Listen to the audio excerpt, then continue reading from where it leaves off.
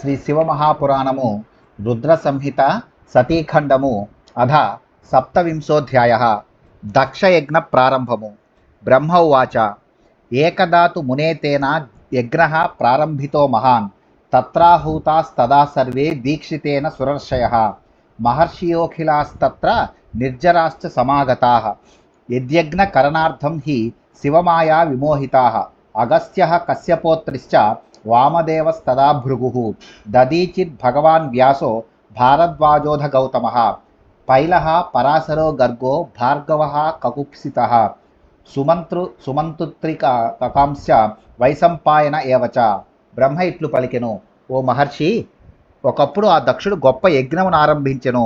ఆ యజ్ఞమునకు దీక్షితుడైన దక్షుడు దేవతలను ఋషులను ఆహ్వానించెను. మహర్షులు దేవతలు అందరూ శివమాయచే మోహితులై అతని యజ్ఞమును చేయించుటకు అతడికి విచ్చేసిరి. అగస్త్యుడు, కశ్యపుడు, అత్రి, వామదేవుడు, భృగువు, దధీచి, వ్యాసభగవానుడు, భారద్వాజుడు, గౌతముడు, పైలుడు, పరాశరుడు, గర్గుడు, భార్గవుడు, కకుపుడు, సితుడు, సుమంతుడు, త్రికుడు, కంకుడు మరియు వైశంపాయనుడు ఇచ్చేసిరి. ఏతే చాన్యే చ బహవో మునయో హర్షితాయయుః మమ పుత్రస్య దక్షస్య సదరాస్స సుతామఖం తదా సర్వే సురగణ లోకపాలా మహోదయాః తథోపనిర్జరాः సర్వే స్వవాహనా బలాన్వితాః సత్యలోకాత్ సమానీతో నుతోహం విశ్వకారకః స సుతః సపరివారో మూర్తవేదాది సంయుతః వైకుంఠాచ్చ తదా విష్ణు సంప్రార్థ్య వివిధాదరాత్ సపార్ష దపరీవార సమానితో మఖం ప్రతి.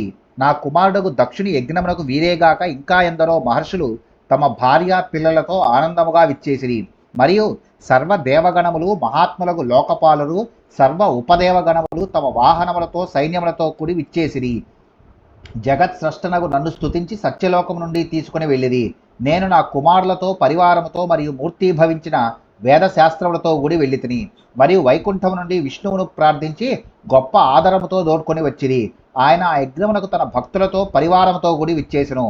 ఏవమన్యే సమాయాత దక్షయజ్ఞం విమోహితాః సత్కృతాస్తేన దక్షేణ సర్వేతే హి దురాత్మనా భవనాని మహార్హాని సుప్రభాని మహాంతి చ త్వష్ట్రాకృతాని దివ్యాని తేభ్యో దత్తాని తేన వై తేషు సర్వేషు దిష్ణ్యేషు యథాయోగ్యం చ సంస్థితాః సన్మానితా అరాజంస్తే సకలా విష్ణునామయా వర్తమానే మహాయజ్ఞే తీర్థే కనఖలే తదా ఋత్విజశ్చ కృతాస్తేన భృగ్వాద్యాశ్చ తపోధనాః అధిష్ఠితా స్వయం విష్ణుః సహ సర్వమరుద్గణైః అహం తత్రా భవం బ్రహ్మ త్రయీవిధి నిర్దర్శకః.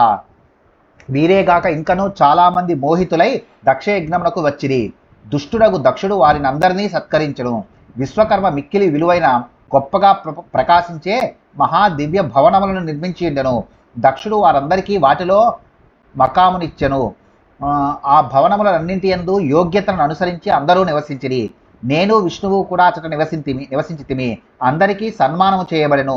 వారందరూ చక్కగా ప్రకాశించిరి. అప్పుడు కనఖల తీర్థమునందు జరిగిన ఆ మహాయజ్ఞములో దక్షుడు, భృగువు మొదలగు తపస్యాలులను ఋత్విక్కులుగా నియమించెను. విష్ణువు మరుద్గణములన్నింటితో కూడి స్వయముగా యజ్ఞమునకు అధ్యక్షుడిగా ఉండెను. నేను బ్రహ్మనై ఆ యజ్ఞములో వేదవిధిని వివరిస్తూ నడిపించి తిని. తథైవ సర్వదిక్పాలా ద్వారపాలాశ్చ రక్షకాః సాయుధాః సపరీవారాః కుతూహల కరాస్సదా ఉపతస్థే స్వయం యజ్ఞస్వరూపస్తస్య చాధ్వరే సర్వే మహామునిశ్రేష్ఠ స్వయం వేదధరాభవన్ తనూన పాదపి నిజం చక్రే రూపం సహస్రశః హవిషాం గ్రహణాయాసు తస్మిన్ యజ్ఞే మహోత్సవే అష్టాశీతి సహస్రాని జుహ్వతి సహ ఋత్విజః ఉద్గాతారశ్చ తుషష్టి సహస్రాని సురర్షయః. సర్వ దిక్పాలకులు ఆయుధములను ధరించి పరివార సమేతముగా ద్వారపాలకుల స్థానమునందు నిలబడి రక్షణ నొసంగిరి. ఆ దృశ్యము చాలా కుతూహలమును కలిగించెను.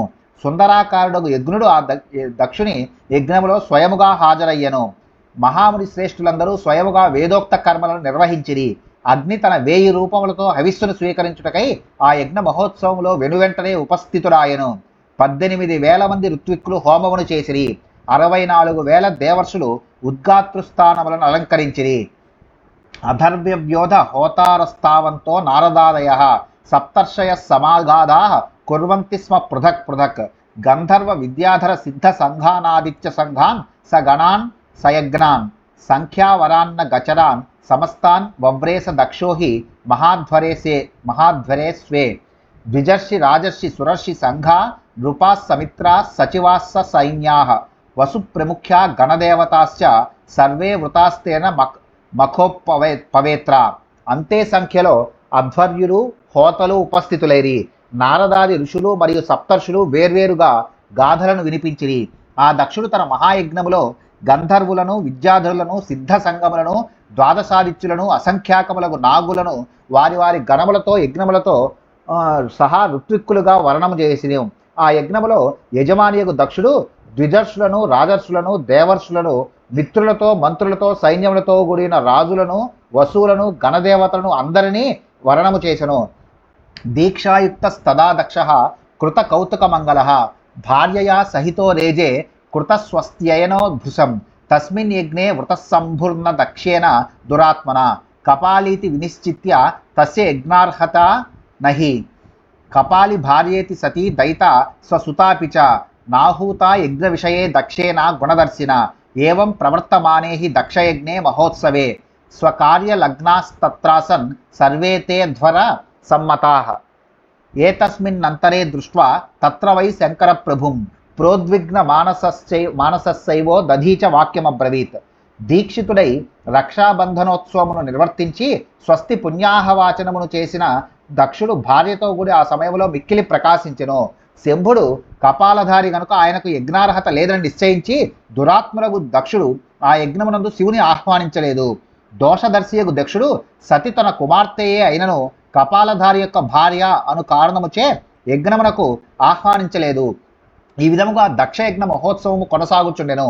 యజ్ఞుని యుక్తులైన వారందరూ తమ తమ యజ్ఞ నియుక్తులైన వారందరూ తమ తమ కార్యములందు నిమగ్నులైరి. ఇంతలో శివభక్తుడకు దధీచుడు అతట శంకర ప్రభువు కానరాకపోవుటచే ఉద్వేగముతో నిండిన మనస్సు గలవాడై ఇట్లు పలికెను.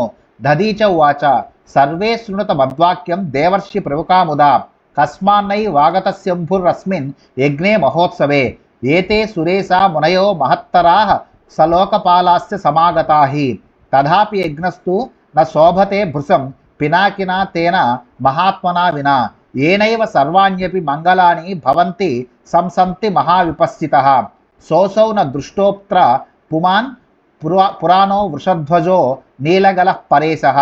దధీచుడు ఇట్లు పలికెను. దేవ ప్రముఖులారా ఋషి ప్రముఖులారా మీరందరూ నా మాటను ఆనందముతో వినుడు. ఈ యజ్ఞ మహోత్సవమునందు శంభుడు ఏలరాలేదు. ఈ దేవప్రభువులు గొప్ప మునులు లోకపాలురు కూడా వచ్చినారు కదా. కానీ మహాత్ములకు ఆ పినాకి లేనిదే ఈ యజ్ఞము అధికముగా శోభించుటలేదు. మంగళములన్నీ ఎవని వలన కలుగునవని గొప్ప విద్వాంసులు చెప్పెదరో అట్టి ఆ పురాణ పురుషుడు వృషభధ్వజుడు నీలకంఠుడు అగు పరమేశ్వరుడు ఇచ్చట కానరాలేదు.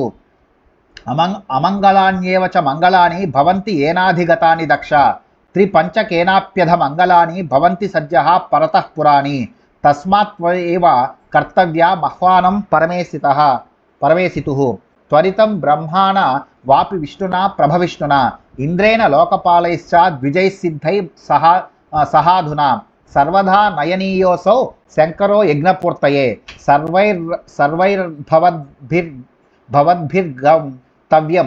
గంతవ్యం ఎత్ర దేవో మహేశ్వరః దాక్షాయణ్యా సమం శంభుమానయధ్వం త్వరాన్వితాః. ఓ దక్ష, ఎవ్వనిచే స్వీకరింపబడిన అమంగళములు కూడా మంగళములగునో అట్టి శివుడు తన 15 నేత్రములతో చూడగా మహానగరములైనను వెంటనే మంగళమయమగును. కావున నీవు స్వయముగా పరమేశ్వరుని ఆహ్వానించవలను. లేదా బ్రహ్మచే గాని సర్వసమర్థులకు విష్ణువుచే గాని వెంటనే ఆహ్వానింపజేయము. యజ్ఞ సిద్ధి కొరకై ఇప్పుడు ఇంద్రుడు గాని లోకపాలుడు గాని విప్రులు గాని సిద్ధులు గాని ఆ శంకరుని తప్పనిసరిగా తోడుకొని రావలెను. మహేశ్వర దేవుడు ఉన్న చోటికి మీరందరూ వెళ్ళుడు. సతీదేవితో సహా శంభుని వెనువెంటనే తోడుకొని రండు. తేన సర్వం పవిత్రం చాచ్యంభునా పరమాత్మన ఆత్రాగతేన దేవేశా శాంబేన పరమాత్మన యస్య స్మృత్యా చ నామోక్త్య సమగ్రం సుకృతం భవేత్ తస్మాత్ సర్వ ప్రయత్నేన హ్యనేత్తవ్యో వృషభధ్వజః సమాగతే శంకరేత్ర పావనో హి భవేన్మఖః భవిష్యత్యన్యథా పూర్ణః సత్యమేతద్ బ్రవీమ్యహం. దేవదేవుడు సాంబుడు పరమాత్మయగు శంభుడు ఇచ్చటకు వచ్చినచో సర్వము పవిత్రమగును. శివుని స్మరించుటచే నామమును ఉచ్చరించుటచే యజ్ఞము పరిపూర్ణము సుకృతము అగును. కాన సర్వ ప్రయత్నములను చేసి శివుని ఇచ్చటకు తీసుకుని రెండు. శంకరుడు ఇచ్చటకు వచ్చినచో యజ్ఞము పావనమగును. అట్లు గానిచో యజ్ఞము పూర్ణము కాబోదు. నేను సత్యమును పలుకుచున్నాను. బ్రహ్మ ఉవాచ తస్యత్తద్వచనం శ్రుత్వా దక్షో రోష సమన్వితః ఉవాచ త్వరితం మూఢః ప్రహసన్నివ మూఢధీః మూలం విష్ణుర్దేవతానాం యత్ర ధర్మ సనాతనః సమానీతో మయా సమ్యక్ కిమూనం యజ్ఞకర్మణి యస్మిన్ వేదాశ్చ యజ్ఞాశ్చ కర్మాణి వివిధాని చ ప్రతిష్ఠితాని సర్వాణి సోసో విష్ణురిహాగతః సత్యలోకాత్ సమాయాతో బ్రహ్మలోక పితామహాః వేదైస్సోపనిషద్భిశ్చ వివిధైరాగమైః సహ.